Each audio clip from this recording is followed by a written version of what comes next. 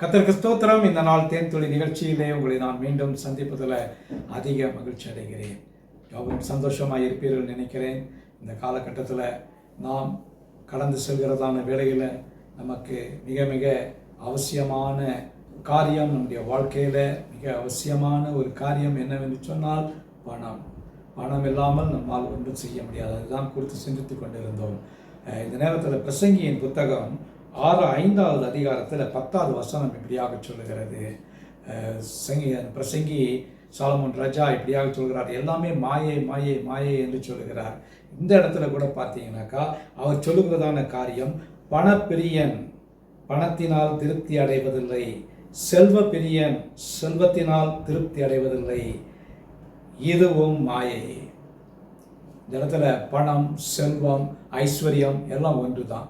இந்த பணப்பிரியன் என்று சொல்லப்படுகிறது. பணம் அல்ல, பணத்தின் மீது வைக்கக்கூடியதான பிரியம்.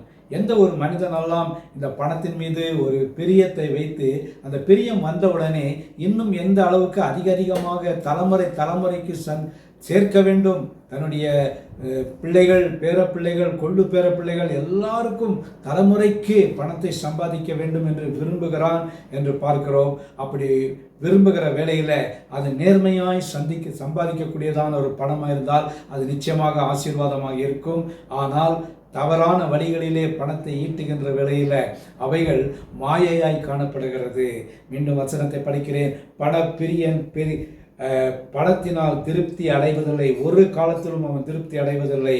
அதோடு கூட செல்வ பிரியன் வீடு, வாசல், பேங்க் பேலன்ஸ், இன்னும் என்னெல்லாம் ஷேர் ஹோல்டரோ ஸ்டேக் ஹோல்டரோ எதுவாக இருந்தாலும் கூட அவனுக்கு அது அந்த செல்வத்தின் மீது இருக்கக்கூடியதான நாட்டம், செல்வ பெருக்கினால் திருப்தி அடைவதில்லை. அவனுடைய வாழ்க்கையில் ஒரு நாளும் அவனுக்கு திருப்தி கிடைக்காது.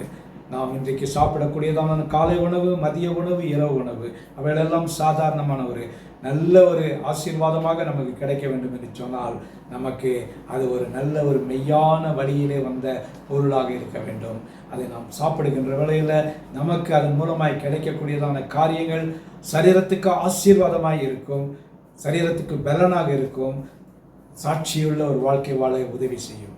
ஆகவே இந்த வேளையில் பண பிரியனாய் இல்லாதபடி, செல்வ பிரியனாய் இல்லாதபடிக்கு போதும் என்ற மனதோடு கூட ஒரு திருப்தியோடு கூட நம்ம வாழ்வோம். கர்த்தர் நம்ம இந்த நாளிலே ஆசீர்வதிப்பாராக. ஆமென். நல்ல ஆண்டவரே, நன்றியோட துதிக்கிறோம், ஸ்தோத்தரிக்கிறோம். ஆண்டவரே, இந்த வசனத்துக்காக ஸ்தோத்திரம். பண பிரியனும் செல்வ பிரியனும் யாவரும் திருப்தி அடைவதில்லை, இதுவும் மாயை என்று சொல்லப்பட்டிருக்கிறது. இந்த மாயையான வாழ்க்கையிலிருந்து எங்களை மாற்றி போட வேண்டும், ஜெபிக்கிறோம். மீட்பர் இயேசுவின் நாமத்தில் ஜெபிக்கிறேன் நல்ல பிதாவே. ஆமென், ஆமென். கர்த்தர் உங்களை ஆசீர்வதிப்பாராக. அவர் உங்களை இந்த மாயையிலிருந்து விலக்கி காப்பார்.